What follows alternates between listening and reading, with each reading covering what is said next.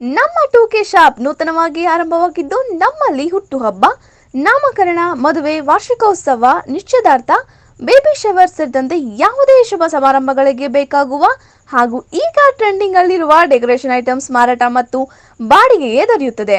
ಜೊತೆಗೆ ನಾವು stage decoration, balloon decoration, bubble arts, cold fire gun, cake stand decoration ಮಾಡಿಕೊಡುತ್ತೇವೆ. ಒಮ್ಮೆ ಭೇಟಿ ನೀಡಿ. ಟೂಕೆ ಶಾಪ್, ಸಂತಗೇಟ್, ವಾಟರ್ ವರ್ಕ್ಸ್ ರೋಡ್, ಬೇತ್ಮಂಗ್ಲಾ. ಹೆಚ್ಚಿನ ಮಾಹಿತಿಗಾಗಿ ಸಂಪರ್ಕಿಸಿ.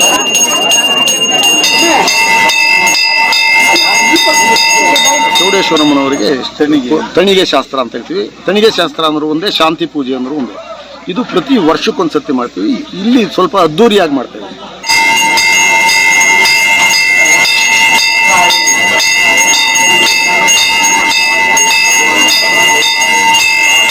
ಈ ದಿನ ಚೌಡೇಶ್ವರಮ್ಮ ತಳಿಗೆ ಅಂತ ಕಾರ್ಯಕ್ರಮವನ್ನು ನಾವು ಕಗ್ಗಲಿ ಗೋತ್ರದವರು, ಅಂತಟಳ್ಳಿ ಗ್ರಾಮಸ್ಥರು ಹಾಗೂ ಕಗ್ಗಲಿ ಗೋತ್ರದವರು ಸುಮಾರು 7-8 ಗ್ರಾಮಸ್ಥರು, ನಲ್ಲೂರು, ಅತ್ತ, ಹೆಚ್ಚುಗೊಲ್ಲಹಳ್ಳಿ, ಉಲ್ಕೂರು ಮತ್ತು ಇತರ ಗ್ರಾಮಸ್ಥರು ಎಲ್ಲರೂ ಕೂಡಿ ವರ್ಷಕ್ಕೊಂದ್ಸಾರಿ ಈ ಕಾರ್ಯಕ್ರಮವನ್ನು ಮಾಡ್ಕೊಳ್ತಾ ಇದ್ವಿ. ಇದು ಏನು ಅಂದರೆ, ಈ ಕಾರ್ಯಕ್ರಮ ಈ ಚೌಡೇಶ್ವರಿ ತಾಯಿಯ ಆಶೀರ್ವಾದ ಪಡೆದು ಮತ್ತು ತಾಯಿಯ ಶಾಂತಿಯನ್ನು ಕೋರಿ, ಎಲ್ರಿಗೂ ಶುಭವನ್ನು ಕೋರಿ ಎಲ್ರಿಗೂ ಒಳ್ಳೆಯದಾಗಲಿ ಅಂತ ಪ್ರತಿ ವರ್ಷ ನಾವು ಈ ರೀತಿ ಒಂದು ಕಾರ್ಯಕ್ರಮವನ್ನು ಮಾಡಿ ತಾಯಿಗೆ ಪ್ರಸಾದವನ್ನು ಅರ್ಪಿಸಿ ಈ ಒಂದು ಅನ್ನ ಸಂತರ್ಪಣೆ ಕಾರ್ಯಕ್ರಮವನ್ನು ಗ್ರಾಮಸ್ಥರ ಪರವಾಗಿ ಪ್ರತಿ ವರ್ಷ ಭಾಳ ವಿಜೃಂಭಣೆಯಾಗಿ ಗ್ರಾಮಸ್ಥರ ಪರವಾಗಿ ಹಾಗೂ ಕುಲಸ್ಥರ ಪರವಾಗಿ ಈ ಒಂದು ಕಾರ್ಯಕ್ರಮವನ್ನು ಪ್ರತಿ ವರ್ಷ ನಾವು ನೆರವೇರಿಸ್ಕೊಂಡಿದ್ದೀವಿ.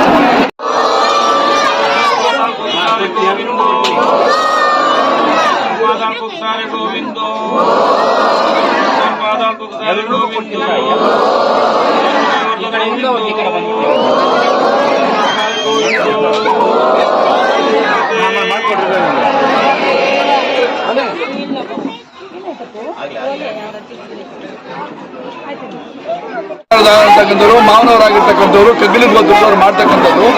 ನಾವು ಅದೇ ಗ್ರಾಮಸ್ಥರಾಗಿರೋದ್ರಿಂದ ಅವ್ರ ಜೊತೆಯಲ್ಲಿ ನಾವು ಕೂಡ ಕೂಡಿ ಆ ಒಂದು ದೇವತಾ ಕಾರ್ಯಗಳನ್ನು ಎಲ್ಲರೂ ಊರಿನವರೆಲ್ಲರೂ ಕೂಡ ಸೇರಿ ಮಾಡ್ತೀವಿ. ಆದರೆ ಮುಖ್ಯವಾಗಿ ಮಾಡ್ತಕ್ಕಂಥದ್ದು ಅವರು 20 ವರ್ಷಗಳು ಒಂದ್ಸಲಿ ಮಾಡಿ ವರ್ಷ ಕೂಡ ಮೇನಲ್ಲಿ ಭರಣಿ ತಿಂಗಳಲ್ಲಿ ಅವರು ಈ ಒಂದು ಪೂಜೆಯನ್ನು ತೊಲಿಗೆ ಅಂತ ಹೇಳಿ ಮಾಡ್ತಾರೆ.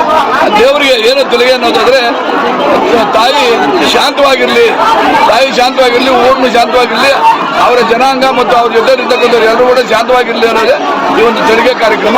ಇವತ್ತು ಎಲ್ಲರೂ ಕೂಡ ಬಂದು ಹೋಗೋದಕ್ಕೆ ಎಲ್ರಿಗೂ ಕೂಡ ಅದರ ಸಾಂಕೇತಿಕವಾಗಿ ಇವತ್ತು ಒಂದು ಕುರಿಗಳು ಬೇಕಾದಷ್ಟು ಕಡಿದು ಅದರ ಒಂದು ಆಹಾರವನ್ನು ಎಲ್ರಿಗೂ ಹಾಕಿ ಸಂತೋಷವಾಗಿ ಹೋಗಿ ಇಲ್ಲಿಂದ ಈ ಕಡೆಗೆ ಎಲ್ಲ ಮಳೆ ಬೆಳೆಗಳೆಲ್ಲ ಕೂಡ ಬರಲಿ ಅಂತೇಳಿ ಈ ಒಂದು ಕಾರ್ಯಕ್ರಮವನ್ನು ಮಾಡ್ತಾರೆ.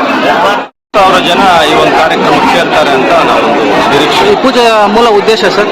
ಈ ಪೂಜೆಯ ಉದ್ದೇಶ ಇಷ್ಟೇ, ಗ್ರಾಮಸ್ಥರು ಹಾಗೂ ನಮ್ಮ ಕಗ್ಗಲಿಗೆ ಕುಲಸ್ಥರು ವರ್ಷಕ್ಕೊಂದ್ಸಾರಿ ಸೇರಿ ತಾಯಿಯ ಒಂದು ಶಾಂತಿಯನ್ನು ಕೋರಿ ತಾಯಿ ಒಂದು ಪೂಜೆ ನೆರವೇರಿಸಿ ತಾಯಿಗೆ ಒಂದು ಶಾಂತಿಯನ್ನು ಮಾಡಿ, ತಳಗಿ ಅಂತಾರೆ, ತಾಯಿಯ ಒಂದು ಶಾಂತಿಯ ಕಾರ್ಯಕ್ರಮವನ್ನು ನೆರವೇರಿಸಿಕೊಂಡು ಬಂದಿದೆ.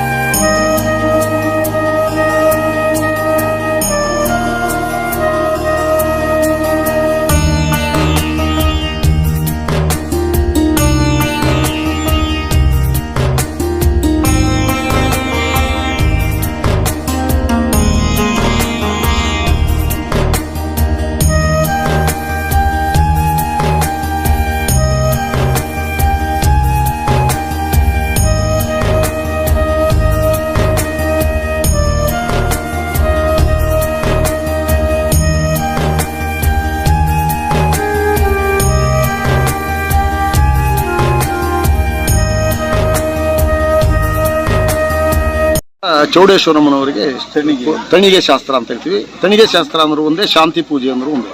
ಇದು ಪ್ರತಿ ವರ್ಷಕ್ಕೊಂದ್ಸತಿ ಮಾಡ್ತೀವಿ. ಇಲ್ಲಿ ಸ್ವಲ್ಪ ಅದ್ದೂರಿಯಾಗಿ ಮಾಡ್ತೇವೆ. ಒಂದು ಮರಿ ಹೊಡೆಯೋದು ಶಾಸ್ತ್ರ.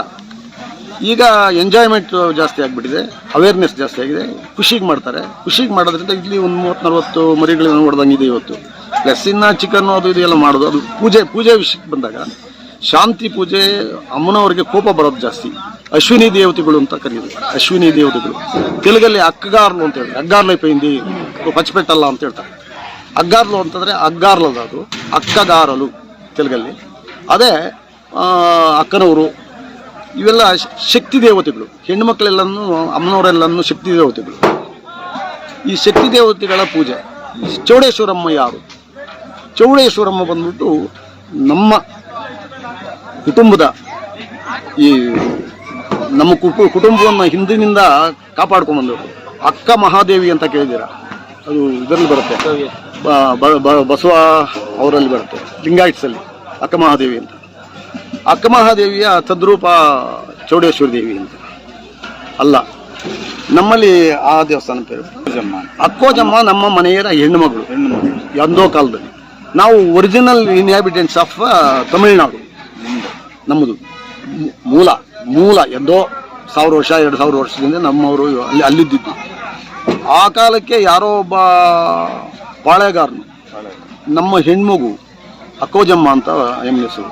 ಅಕ್ಕೋಜಮ್ಮ ತದ್ರೂಪ ಯಾರು? ಅಕ್ಕ ಮಹಾದೇವಿ ಬಹಳ ಉದ್ದುದ್ದ ಇದ್ದಿದ್ದು, ಒಕ್ಕಲಿಗರ ಫ್ಯಾಮಿಲಿ, ಕೂದಲು ಉದ್ದುದ್ದ ಇದ್ದಿದ್ದು.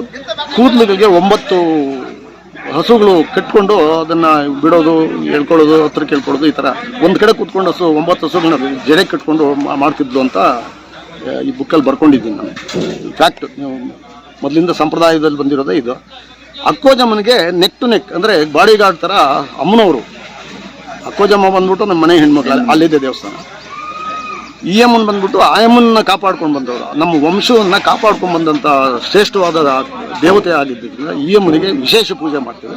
ಆಯಮ್ಮನಿಗೆ 20 ವರ್ಷಕ್ಕೊಂದೇ ಸರ್ತಿ ನಮ್ಮ ಹೆಣ್ಮಗಳಿಗೆ ಪೂಜೆ ಮಾಡೋದು. 20 ವರ್ಷಕ್ಕೊಂದು ಸರ್ತಿ. ಅಲ್ಲಿ ಆಯಮ್ಮನಿಗೆ ಎಲ್ಲ ನಾವು ವಿಶೇಷವಾಗಿ ಮಾಡ್ತೇವೆ. ಚಪ್ಪಲಿ ಪೂಜೆ ಮಾಡಿ, ಚಪ್ಪಲಿ ಮೆರವಣಿಗೆಯಲ್ಲಿ ತೊಗೊಂಡೋಗಿ ಆಯಮ್ಮನಿಗೆ ಒಂದು ಜೊತೆ ಕೊಟ್ಟು ಇಟ್ಟು ಬರ್ತೀವಿ. ಮಾರನೇ ದಿವಸ ಚಪ್ಪಲಿನ ನಮ್ಮಲ್ಲಿ ತೋಟಿಗರ ಮನೆ ತಂದವರು ಅದನ್ನು ಉಪಯೋಗಿಸ್ಕೊಡ್ತಾರೆ, ಅವರೇ ಪೂಜಾರಿಗೆ. ಆ ಥರ ಇಲ್ಲಿ ಬಂದ್ಬಿಟ್ಟು ಚೌಡೇಶ್ವರಮ್ಮನವರು ಅಕ್ಕ ಮಹಾದೇವಿಗೆ ಬೆಂಗಾವಲಾಗಿ ಬರ್ತಾರೆ. ಅಂದರೆ ಅಕ್ಕೋಜಮ್ಮನ್ನ ಅವನ್ಯಾರೋ ಪಾಳಯಗಾರನು ನಾನು ಮದುವೆ ಮಾಡ್ಕೋಬೇಕು ಅಂತ ಕೇಳಿದಂಥ ಸಂದರ್ಭದಲ್ಲಿ ಅಲ್ಲಿದ್ದಂಥ ನಮ್ಮ ಬಂಧು ಬಳಗ, ಅವರು ಹಳ್ಳಿಗಳು ಯಾವ್ಯಾವ ಹಳ್ಳಿಗಳಿದ್ದಾರೋ ಎಲ್ಲರೂ ಒಂದೇ ಸರ್ತಿ ಮಾತಾಡ್ಕೊಂಡ್ಬಿಟ್ಟು ಅವ್ರ ಕೈಗೆ ಸಿಗದಿರೋ ಓಡ್ ಬಂದರು ಅಂತ. ಮುಸ್ಕಾಕೊಂಡು ಕರ್ಕೊಂಡ್ಬಂದಿದ್ರು. ಆದ್ದರಿಂದ ಮುಸುಕು ಒಕ್ಕಲಿಗರು ಅಂತ ನಮ್ಮದು. ತುಮಕೂರಲ್ಲೂ ಇದೆ ನಮ್ಮದು ಮುಸುಕು ಒಕ್ಕಲಿಗರದ್ದು ಒಂದು ಬುಕ್ ಬರೀತಿದ್ದಾರೆ ಮೇಡಮ್ ಒಬ್ಬರು. ಇಲ್ಲಿ ಈ ಅಮ್ಮನಿಗೆ ಪೂಜೆ ಮಾಡೋದು ಮೇಯ್ನು. ಆ ಅಮ್ಮನ ಕಾಪಾಡಿದ್ರಿಂದ ಈ ಅಮ್ಮನಿಗೆ, ಅಂದರೆ ನಮ್ಮ ವಂಶವನ್ನು ಕಾಪಾಡುವಂಥ ಶಕ್ತಿ ದೇವತೆ ಚೌಡೇಶ್ವರಿ ಅಂತ ಹೇಳ್ಬಿಟ್ಟು ಇಲ್ಲಿ ಪೂಜೆ ಮಾಡ್ತೇವೆ. ವರ್ಷಕ್ಕೊಂದ್ಸರ್ತಿ ಇಲ್ಲಿ ಕೂಡ 20 ವರ್ಷಕ್ಕೊಂದ್ಸರ್ತಿ ಇಲ್ಲಿ ಕೂಡ ಪೂಜೆ ಮಾಡಿ ಗ್ರ್ಯಾಂಡಾಗೆ ಮಾಡ್ತೇವೆ. ಅಲ್ಲೂ ಮಾಡ್ತೇವೆ, ಇಲ್ಲೂ ಮಾಡ್ತೇವೆ. ಆಯಮ್ಮನ 9 ಹಸುಗಳನ್ನ ಕೂದಲು ಕಟ್ಕೊಂಡು ಮೇಯಿಸ್ತಾ ಇದ್ರಿಂದ 9 ಶಾಸ್ತ್ರಗಳನ್ನು ಮಾಡ್ತೇವೆ ನಾವು. 20 ವರ್ಷಕ್ಕೊಂದ್ಸರ್ತಿ ಮಾಡುವಂಥ ಸಂದರ್ಭದಲ್ಲಿ 9 ಶಾಸ್ತ್ರಗಳನ್ನ ಇಂಥ ದಿವಸ ಅಂತ ಬುಧವಾರ, ಗುರುವಾರ, ಸೋಮವಾರ ಈ 3 ದಿವಸಗಳಲ್ಲಿ ಮಾಡೋದು. ಆದ್ದರಿಂದ 15 ದಿವಸ ಈ ಪ್ರೋಗ್ರಾಮು 15 ದಿವಸ ಮಾಡುತ್ತೆ. ಮಧ್ಯದಲ್ಲಿ 1 ದಿವಸ 2 ದಿವಸ ಗ್ಯಾಪ್ ಇರುತ್ತೆ. ಈ ಥರ ಸಾಂಪ್ರದಾಯಿಕವಾಗಿ ಮಾಡ್ಕೊಂಬಂದಿದ್ವಿ. ಈ ಅಮ್ಮನವ್ರ ಮೇಲೆ, ಚೌಡೇಶ್ವರಮ್ಮ ಅಮ್ಮನವ್ರ ಮೇಲೆ ಬಹಳ ನಂಬಿಕೆ ನಮ್ಮ ಕುಲಬಾಂಧವರಿಗೆ. ಆದ್ದರಿಂದ ಆ ಅಮ್ಮನಿಗೆ ತನಿಗೆ ಶಾಸ್ತ್ರ, ಶಾಂತಿ ಪೂಜೆ ಅಂತ ಹೇಳ್ಬಿಟ್ಟು ಪ್ರತಿ ವರ್ಷ ಮಾಡ್ತೀವಿ. 1 ಮರಿ ಹೊಡೆದು ಪೂಜೆ ಮಾಡೋದು ಪದ್ಧತಿ. ಈ ಕಾಲಕ್ಕೆ ತಕ್ಕಂಗೆ 16 ಮರಿಗಳು ಹೊಡಿತಾರೆ. ಇವತ್ತು 24 ಮರಿಗಳು ಹೊಡೆದಿದ್ದಾರೆ. ಅದ್ರ ಜೊತೆಗೆ ಒಂದು 2.5 ಕ್ವಿಂಟಾಲ್ ಚಿಕನ್ ಹಾಕಿದೆ. ಯಾಕೆಂದರೆ ತಿನ್ನೋದಕ್ಕೆ ಬಹಳ ಜನಕ್ಕೆ ಹೇಳಿರ್ತೀವಿ ನಾವು. ನಮ್ಮ ಸಂಬಂಧಿಕರು ಬರ್ತಾರೆ, ಯಾರಾದರೂ ಬಂದು ಪ್ರಸಾದ ಅಂತ ತಿಂದು ಹೋಗ್ಬೋದು. ಇದು ಊಟ ಅಂತ ತಿನ್ನಬಾರ್ದು. ಹೊಟ್ಟೆ ತುಂಬ ಕೊಡ್ತಾರೆ. ಹೊಟ್ಟೆ ತುಂಬ ತಿಂದರೂ ಕೂಡ ಇನ್ನಷ್ಟು ತಿಂದರು ಎಷ್ಟೇ ತಿಂದರೂ ಪ್ರಸಾದ ಅಂತ ತಿನ್ನಬೇಕು ಅಂತ ನಾವು ನಮ್ಮ ಕೋರಿಕೆ.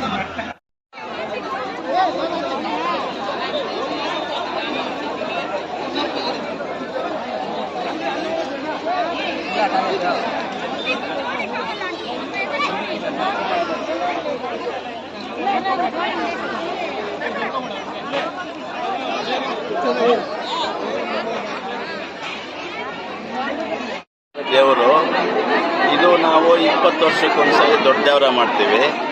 ಅದು 72ನೇ ಇಸ್ವಿನಲ್ಲಿ ಆಯಿತು. ಪ್ರತಿ ವರ್ಷ ಯಾವ ಮಳೆ, ಇದು ಭರಣಿ ಮಳೆಯಲ್ಲಿ ಬುಧವಾರ ಇದು ಕಳಿಗೆ ಅಂತ ಮಾಡ್ತೀವಿ. ಪ್ರತಿ ವರ್ಷ ಮಾಡ್ತೀವಿ. ಕುಲಬಾಂಧವರೆಲ್ಲ ಸೇರಿ ಮಾಡ್ತೀವಿ. ನಮ್ಮ ಮನೆ ದೇವರು ಭಾಳ ಪವರ್ಫುಲ್ ಗಾಡು. ಆಮೇಲೆ ಊರವರೆಲ್ಲ ಸೇರ್ಕೊಳ್ತಾರೆ ಇದಕ್ಕೆ. ಒಂದು ಅಶ್ವಮೇಧ ಯಾಗಕ್ಕೆ 40,000 ಶ್ರೇಷ್ಠ ಬ್ರಾಹ್ಮಣರು ಬೇಕು. ಶ್ರೇಷ್ಠ ಬ್ರಾಹ್ಮಣರು ಬರ್ತಿದ್ರು ಮಧ್ಯಪ್ರದೇಶದಿಂದ. ಅವ್ರಿಗೆ ಇವರು ಕಪ್ಪ ಕಾಣಿಕೆಗಳನ್ನು ಕೊಡ್ತಿದ್ರು, ಹೋಗ ಹುಡುಗರನ್ನು ಕೊಡ್ತಿದ್ರು. ಈ ಥರ ಶ್ರೀರಾಮಚಂದ್ರನ ಸೀತೆಯನ್ನು ರಾವಣ ಕರ್ಕೊಂಡೋದ್ಮೇಲೆ ಕರ್ಕೊಂಡ್ಬಂದಿದ್ದು ಆದಮೇಲೆ ರಾವಣನ ಸಾಯಿಸಿದೆ ಪಾಪ ನನಗೆ ಬರುತ್ತೆ. ಅವನು ಬ್ರಹ್ಮಭಕ್ತ, ಶಿವಭಕ್ತ ಬ್ರಹ್ಮಕುಲದಲ್ಲಿ ಹುಟ್ಟಿದವನು. ಆದ್ದರಿಂದ ಬ್ರಹ್ಮತ್ಯ ನನಗೆ ಬರಬಾರ್ದು ಅಂತ ಹೇಳ್ಬಿಟ್ಟು ಆ ಕಾಲದಲ್ಲಿ ಶ್ರೀರಾಮಚಂದ್ರ ಕೂಡ ಅಶ್ವಮೇಧ ಯಾಗ ಮಾಡ್ತಾನೆ. ಈ ಥರ ಮಾಡಿದಂಥ ಸಂದರ್ಭದಲ್ಲಿ 40,000 ಬ್ರಾಹ್ಮಣರನ್ನು ಕರ್ಸ್ಕೊಂಡ್ಬಂದು ಯಾಗಗಳೆಲ್ಲ ಮುಗಿಸ್ಕೊಂಡು ಅವ್ರನ್ನ ವಾಪಸ್ ಕಳಿಸೋ ಸಂದರ್ಭದಲ್ಲಿ ಆನೆಗಳು, ಕುದುರೆಗಳು ಸಾಕಷ್ಟು ಚಿನ್ನ ಕೊಟ್ಟಿರ್ತಾನೆ. ಅದನ್ನು ಬಹಳ ದೂರ ಹೋಗಿ ಆಯಾಸ ಪಟ್ಬಿಟ್ಟು ಅವ್ರಿಗೆ ಎಷ್ಟು ಬೇಕೋ ಅಷ್ಟು ಎತ್ಕೊಂಡು ಉಳಿದಿದ್ದು ಬ್ರಾಹ್ಮಣರು ಹಿಮಾಚಲದ ತಪ್ಪಲಿನಲ್ಲಿ ಬಿಸಿಟು ಹೋಗಿದ್ದಾರೆ. ಆ ಥರ ದ್ರವ್ಯವು ಬಿಸಿಟು ಹೋದ ದ್ರವ್ಯವು ಬ್ರಾಹ್ಮಣರಿಗೆ ಸೇರಿರ್ತಕ್ಕದ್ದಲ್ಲ, ಅದನ್ನೆಲ್ಲ ನೀನು ತರಿಸ್ಬೋದು, ಈ ಯಾಗಕ್ಕೆ ಉಪಯೋಗಿಸ್ಕೋಬೋದು ಅಂತ ಮಹಾಭಾರತದ ಪೀಠಿಕಾ ಭಾಗದಲ್ಲಿ ಹೇಳ್ತಾನೆ. ಜೈಮಿನಿ ಭಾರತದಲ್ಲಿ, ಮಹಾಭಾರತ ಅಲ್ಲ, ಜೈಮಿನಿ ಭಾರತದಲ್ಲಿ. ಹಂಗೆ ಕಂಟಿನ್ಯೂ ಆಗ್ತಾ ಶ್ರೇಷ್ಠ ಬ್ರಾಹ್ಮಣರಲ್ಲಿದ್ದು ಆಮೇಲೆ ಬರುತ್ತೆ ಆರ್ಯನ್ಸು, ದ್ರಾವಿಡಿಯನ್ಸ್ ನಮ್ಮ ಹಿಸ್ಟ್ರಿಯಲ್ಲಿ. ಆರ್ಯನ್ಸ್ ಅಂದರೆ ಸೆಂಟ್ರಲ್ ಏಷ್ಯಾದಿಂದ ಬಂದವರೇ ಆರ್ಯನ್ಸು. ಯಾರು ಶ್ರೇಷ್ಠ ಬ್ರಾಹ್ಮಣರೇ ಆರ್ಯನ್ಸ್ ಆಗಿ ಬಂದು ಆರ್ಯನ್ಸ್ ಅಂತ ಹೇಳ್ಕೊಂಡ್ಬಂದಿದ್ದು ಆಮೇಲೆ ಒಂದು 1000 ವರ್ಷಗಳಾದಮೇಲೆ ಬಹುಶಃ ಇರಬೇಕು. ಆರ್ಯನ್ಸ್ ಏನು ಯಾವ ಡೇಟಲ್ಲಿ ಬಂದಿರ್ತಾರೋ ಅವ್ರು ಆರ್ಯನ್ಸು ಮುಸ್ಲಿಮ್ಸು ಬೇರೆ ಅಲ್ಲ. ಅಂದರೆ ಆರ್ಯನ್ಸೇ ಮುಸ್ಲಿಮ್ಸೇ ಆರ್ಯನ್ಸು ಅಲ್ಲ. ಬ್ರಾಹ್ಮಣರೇ ಮುಸ್ಲಿಮ್ಸ್ ಆಗಿ ಅಲ್ಲಿ ಕನ್ವರ್ಟ್ ಆಗಿ ಅಲ್ಲಿ ಉಳ್ಕೊಂಡ್ರು. ಬ್ರಾಹ್ಮಣರು ಇಲ್ಲಿಗೆ ಬಂದವರು ಆರ್ಯನ್ಸ್ ಹೇಳ್ಕೊಂಡು ಬಂದರು.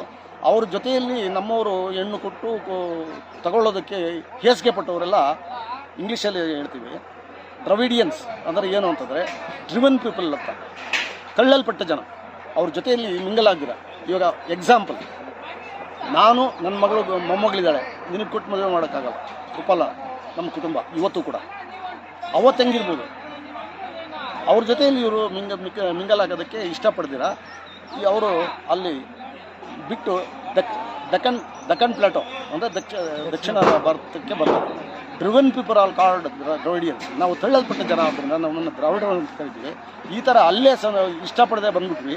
ಆ ಥರ ತಮಿಳ್ನಾಡಿಗೆ ಭಾರತೀಯರಾದ ನಾವು ಇದ್ದಿದ್ದು ಉತ್ತರ ಭಾರತದಲ್ಲಿ, ಎಲ್ಲ ಭಾರತೀಯರು ಇದ್ದಿದ್ದು ಉತ್ತರ ಭಾರತದಲ್ಲಿ. ಆರ್ಯನ್ಸ್ ಅಂತ ಹೇಳ್ಕೊಂಡು ಬಂದವ್ರ ಜೊತೆಯಲ್ಲಿ ಮಿಕ್ಸ್ ಆಗೋದಕ್ಕೆ ಇಷ್ಟ ಆಗ್ದಿರ ನಾವು ಹೆಂಗೆ ತಳ್ಳಲ್ಪಟ್ವಿ, ಹಂಗೆ ಅವನು ಯಾರೋ ಒಬ್ಬ ಪಾಳೆಗಾರನಿಗೆ ಹೆಣ್ಣು ಕೊಡೋಕ್ಕೆ ಇಷ್ಟಪಡ್ದಿರ ನಮ್ಮವರೆಲ್ಲ ಈ ಕಡೆ ಬಂದರು ಅಂತ ಪ್ರತೀತಿ.